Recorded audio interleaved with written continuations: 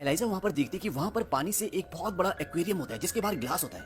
और जब वो उसके पास जाती है तो वहां पर एक अजीब सी चीज आती है। वो बिल्कुल इंसान की तरह दिखती है, उसके 2 हाथ और 2 पैर होते हैं। और जब एलाइजा ग्लास के ऊपर हाथ लगाती है तो वो अजीब सी चीज भी वहां पर हाथ लगाती है। तभी वहां पर जिल्डा और एक आदमी आ जाता है और वो चीज पानी के अंदर पीछे चली जाती है। और अब एलाइजा जानती है कि इस लैब के अंदर क्या है, इसीलिए अगले दिन वो दोबारा लंच टाइम पर वहां पर आती है। और वहां पर एक बहुत बड़ा वाटर टैंक होता है और वो जीव उस वाटर टैंक के अंदर है। एलाइजा उस वाटर टैंक की दीवार पर बैठ जाती है, एक अंडा निकालती है और उस अंडे पर चम्मच से मारती है और उसकी आवाज से वो चीज पानी से बाहर आ जाती है। एलाइजा अंडा छिलती है और वो उसे अपने हाथ से वो अंडा देना चाहती है, लेकिन वो चीज उससे डरी होती है, इसीलिए वो अंडा नहीं लेती।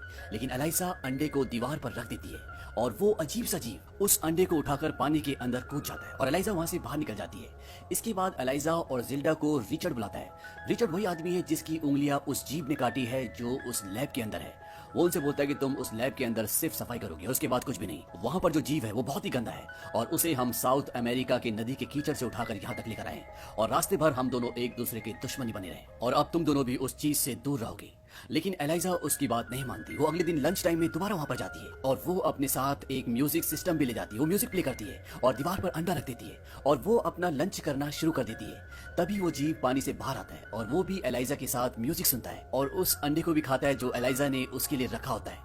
दरअसल ये दोनों अब इशारों में बात करना शुरू कर देते हैं और धीरे धीरे ये सिलसिला बढ़ता ही जाता है। इन दोनों की आपस में दोस्ती हो जाती है और एलाइजा भी उसकी दोस्ती से खुश है क्योंकि उसकी जिंदगी में 2 लोगों के अलावा कोई भी नहीं था, एक जिल्डा और दूसरे उसके पड़ोसी मिस्टर जाइल। लेकिन अब एलाइजा के पास एक और दोस्त है। हालांकि ये दोस्त अजीब है, विचित्र है, लेकिन एलाइजा उसकी दोस्ती से खुश है। वो रोज लंच टाइम में उसके पास जाती है, उसके साथ टाइम स्पेंड करती है और इशारों में उससे बातें करती है।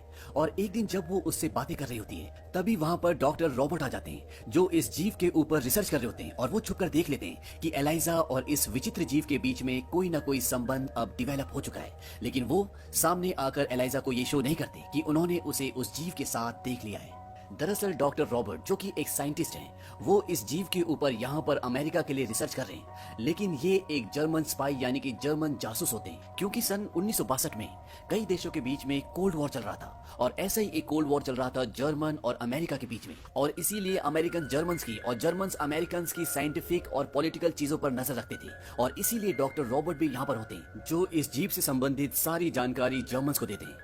अब अगले दिन जब एलाइजा उस जीव से दोबारा मिलने के लिए जाती है तो वो देखती है कि उसे जंजीरों से बांधा हुआ होता है, उसके शरीर से खून निकल रहा होता है। ये देखकर एलाइजा को दुख होता है और तभी उसे एहसास होता है कि वहां पर कोई आ रहा है और वो छुप जाती है और वहां पर कर्नल रिचर्ड आते हैं। कर्नल रिचर्ड इस जीव से नफरत करते हैं। उनके पास एक स्टिक होती है जिसमें करंट पैदा होता है और वो उस स्टिक से उस जीव को कई बार इलेक्ट्रिक शॉक देते हैं। अब यहाँ पर जर्नल आते हैं, वो उस जीव को देखकर कहते हैं कि मैंने जितना सोचा था ये उससे काफी बड़ा है। रिचर्ड उन्हें बताते हैं कि अमेज़न के लोग इसे भगवान मानते हैं और वो पानी में इसके लिए फल फूल और न जाने क्या क्या चढ़ाते हैं। जनरल कहते हैं जिस तरह से ये बेबस यहाँ पे पड़ा है ये कहीं से भी भगवान नहीं लगता। और रूसी लोग इस जीव को समझने के लिए अपने साइंस के प्रोजेक्ट्स के लिए इस जीव को हासिल करना चाहते हैं, वो भी जिंदा। कर्नल रिचर्ड बताते हैं कि अगर हमें इस जीव के बारे में पता करना है तो हमें इसे मारकर इसे फाड़ कर देखना पड़ेगा क्योंकि जिस तरह से इस जीव की बनावट है हम इसे काटे बिना इसके बारे में कुछ नहीं जान सकते और इस तरह से हम रूसियों को भी मात दे सकते हैं। अब इनके साथ यहाँ पर डॉक्टर रॉबर्ट भी होते हैं। वो कहते हैं कि इसकी हालत बहुत खराब है। वो उन्हें ये भी बताते कि ये 2 अलग अलग जगह से सांस लेता है, हमें इसके ऊपर रिसर्च करनी चाहिए। लेकिन वो उसकी बात नहीं सुनना चाहते। डॉक्टर रॉबर्ट बोलते कि हमें इसे पानी में डालना होगा नहीं तो ये मर जाएगा। दरअसल वो लगभग बेहोश हो चुका होता है और वो उसे पानी में डाल देते हैं और डॉक्टर रॉबर्ट जनरल हॉइड को बोलते हैं कि आप किसी भी कीमत पर इस प्राणी को नहीं मार सकते। जनरल हॉइड उसे बोलते हैं कि जरा ध्यान से मेरे सितारे गिनो, ये पूरे 5 हैं और मैं जो चाहूं वो कर सकता हूं। और वो कर्नल रिचर्ड को कहते हैं कि इस मनहूस की चीर फाड़ करो, इसके बारे में पता करो और इस काम को खत्म करो। डॉक्टर रॉबर्ट को इन सब बातों से बहुत दुख होता है क्योंकि वो नहीं चाहते कि इस जीव की हत्या की जाए। हालांकि वो एक जर्मन जासूस है लेकिन उससे पहले वो एक इंसान है, वो एक साइंटिस्ट है और इसीलिए वो चाहते हैं कि ये विचित्र चीज, ये अद्भुत चीज जिंदा रहे। यहाँ पर ये सब कुछ एलाइजा देख और सुन रही होती है और उसे भी ये सब जानकर बहुत दुख होता है कि ये लोग इस जीव को मारने वाले हैं। इसके बाद एलाइजा अपने घर आ जाती है। वो इस बात से बहुत परेशान होती है कि वो लोग उस जीव को मारने वाले हैं और वो सारी की सारी बातें अपने दोस्त मिस्टर जाइल को बताती है। वो कहती है कि मैं उसकी मदद करना चाहती हूँ। वो बिल्कुल मेरी तरह है, बेजुबान, वो बोल नहीं पाता, वो मुझे समझता है, मैं जैसी हूँ, मेरे अंदर जो भी कमी है वो उन सब के साथ मुझे अपनाता है, वो मुझे देखकर खुश होता है। लेकिन मिस्टर जाइल कहते हैं कि हम चाहकर भी उसे नहीं बचा सकते।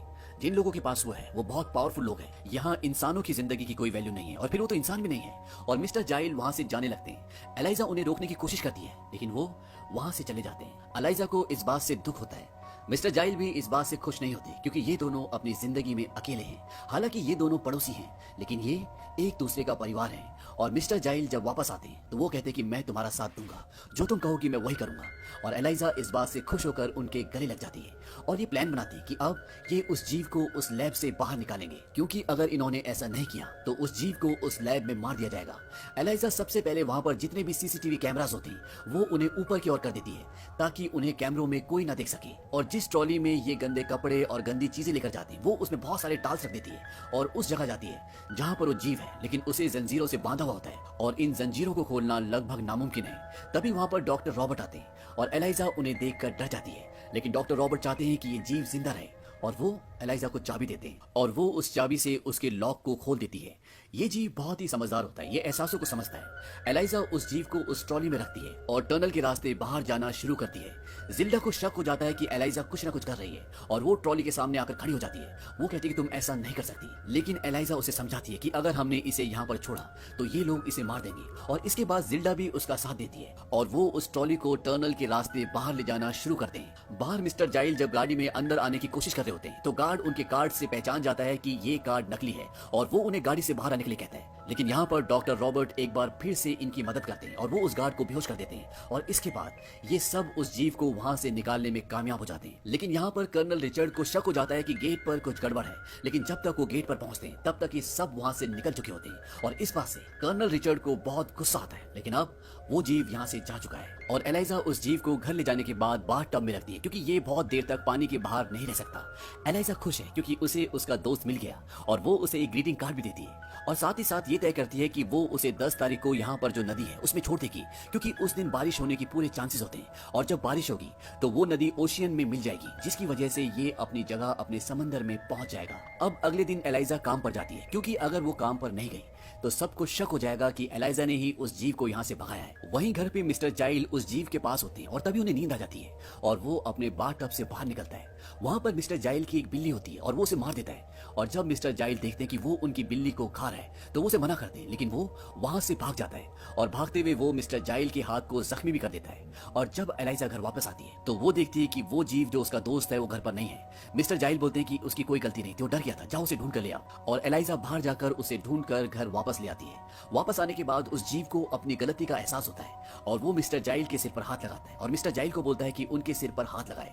दरअसल वो ये सब उन्हें इशारे से बताता है और मिस्टर जाइल भी ऐसा ही करते हैं। और जब अगली सुबह मिस्टर जाइल उठते हैं तो उनके घाव पूरी तरह से ठीक हो चुके होते हैं और यहाँ तक कि उनके सिर पर बाल भी उग जाते हैं, जिस बात से मिस्टर जाइल को बहुत खुशी होती है। और साथ ही साथ अब एलिजा और इस जीव की दोस्ती प्यार में बदल जाती है। एलिजा इससे प्यार करती है और ये जीव भी इससे प्यार करता है और फिजिकली ये दोनों एक दूसरे के बहुत करीब आ जाते हैं। वहीं दूसरी तरफ ये दिखाते हैं कि कर्नल रिचर्ड को जनरल हॉयड आकर ये कहते हैं कि अगर तुमने 36 घंटे में उस जीव को नहीं ढूंढा तो तुम्हारा करियर और तुम्हारी लाइफ दोनों खत्म हो जाएगी। इस बात से कर्नल रिचर्ड बहुत परेशान हो जाते हैं और अब वो किसी भी कीमत पर उस जीव को ढूंढना चाहते हैं। कर्नल रिचर्ड को डॉक्टर रॉबर्ट पे शक होता है क्योंकि वो उस जीव को बचाना चाहते थे और वो उसके घर के बाहर जाते हैं। तब ये दिखाते हैं कि डॉक्टर रॉबर्ट अपने घर से बाहर जाते हैं और वो दो आदमियों से मिलते हैं और उनसे रशियन में बात करते हैं, लेकिन वो दोनों आदमी डॉक्टर रॉबर्ट के ऊपर गोलियां चला देते हैं। लेकिन तभी वहां पर कर्नल रिचर्ड आ जाते हैं और वो उन दोनों को मार देते हैं। यहाँ पर डॉक्टर रॉबर्ट को गोलियां लगी हैं और अब कर्नल रिचर्ड जानते हैं कि ये रशियन बोल रहे थे, यानी कि ये एक जासूस है और वो पूछते हैं कि वो जीव किसके पास है, मुझे उनके औहदे, उनके नाम और उनके पते बताओ। लेकिन डॉक्टर रॉबर्ट उन्हें कुछ भी नहीं बता रहे होते और कर्नल रिचर्ड जब उन्हें बहुत ज्यादा टॉर्चर करते हैं तो वो सिर्फ इतना बताते हैं कि वो सफाई कर्मचारी हैं और इसके बाद डॉक्टर रॉबर्ट की मृत्यु हो जाती है। अब कर्नल रॉबर्ट को जिल्डा पे शक होता है क्योंकि जहां पर उस जीव को रखा गया था वहां पर जिल्डा और एलाइजा सफाई करती थी और कर्नल रिचर्ड जिल्डा के घर पर जाते हैं। वो उससे उस जीव के बारे में पूछते हैं, लेकिन वो कहती कि मुझे इसके बारे में कुछ नहीं पता, वो उन्हें कुछ नहीं बताती। लेकिन यहाँ पर जिल्डा का पति होता है और वो कर्नल को सब कुछ सच सच बता देता है। वो कहता है कि मैंने जिल्डा को फोन पे बात करते हुए सुना था और वो जीव जिसे आप ढूंढ रहे हो वो एलाइजा के घर पर है। और ये जानने के बाद कर्नल रिचर्ड वहां से गुस्से में एलाइजा के घर की तरफ निकलते हैं, लेकिन जिल्डा एलाइजा को कॉल करके बता देती है कि कर्नल रिचर्ड तुम्हारे यहाँ पर आ रहे हैं, तुम जल्दी से उस जीव को लेकर वहां से निकल जाओ। और आज 10 तारीख होती है और बाहर बारिश भी हो रही होती है और ये वही दिन होता है जिस दिन एलाइजा उस जीव को पास वाली कैनाल में छोड़ना चाहती थी और वो उसे वहां से लेकर निकल जाती है। और जब कर्नल रिचर्ड एलाइजा के घर पहुंचते हैं तो वो देखते हैं कि वहां पर कोई भी नहीं होता और तभी उन्हें कैलेंडर का वो नोट दिखता है जहां पर एलाइजा ने उस जीव को छोड़ने की तारीख के नीचे नोट लिखा होता है कि इस दिन उसे पास वाले कैनाल पर छोड़ना है। वहीं दूसरी तरफ ये दिखाया जाता है कि एलाइजा अब कैनाल के पास पहुंच चुकी है और वो उस जीव को जिसे वो अपना दोस्त मानती है, जिससे वो प्यार करती है, अब अलविदा कह रही है। उसे इस बात से बहुत दुख होता है क्योंकि शायद आज के बाद ये दोनों एक दूसरे को कभी भी ना देखें। और ये जीव यहाँ पर रुक भी नहीं सकता क्योंकि इसकी तबीयत खराब हो रही होती है, और अगर ये जीव वापस अपनी दुनिया में यानी कि समंदर में नहीं गया तो ये वैसे ही मर जाएगा। और इसीलिए वो कैनाल की तरफ बढ़ने लगता है, लेकिन तभी वहाँ पर कर्नल रिचर्ड आ जाते हैं और वो एलिजा को और उस जीव को दोनों को गोलियां मार देते हैं और ये दोनों वहीं जमीन पर गिर जाते हैं। लेकिन वो जीव दोबारा खड़ा होता है और इससे पहले कि कर्नल रिचर्ड अपनी बंदूक में दोबारा गोलियां भर पाते वो उनके पास पहुंच जाता है। और कर्नल रिचर्ड ये देखने के बाद कि ये गोलियों से भी नहीं मरा, वो कहते हैं कि सच में तुम एक देवता हो। और इसके बाद वो जीव कर्नल रिचर्ड को मार देता है और एलाइजा को अपनी गोद में उठाता है और उसको समंदर की गहराइयों में ले जाता है। और एलाइजा की गर्दन पर जो निशान होते हैं जो बचपन से थे, वो उन निशानों पर हाथ लगाता है और अब वो निशान गिल्स बन जाते हैं, यानी कि एलाइजा पानी के अंदर सांस ले सकती है और एलाइजा जिंदा हो जाती है। दरअसल इस जीव के अंदर बहुत सारी शक्तियां होती है और उन्हीं शक्तियों का ये परिणाम होता है कि एलाइजा बच गई है और वो पानी में सांस ले सकती है और ये दोनों एक दूसरे के गले लगते हैं। और इस तरह से एलाइजा को एक नई जिंदगी मिलती है, उसे उसका प्यार मिल जाता है क्योंकि बाहरी दुनिया में, इंसानों की दुनिया में एलाइजा को कोई नहीं चाहता था। इसीलिए वो प्यार जो वो इंसानों से चाहती थी, जो उसे कभी नहीं मिला, वो सारा प्यार, वो सारा अपनापन उसे इस जीव से मिलता है। और इसके बाद ये दोनों हमेशा वहीं समंदर की गहराइयों में एक साथ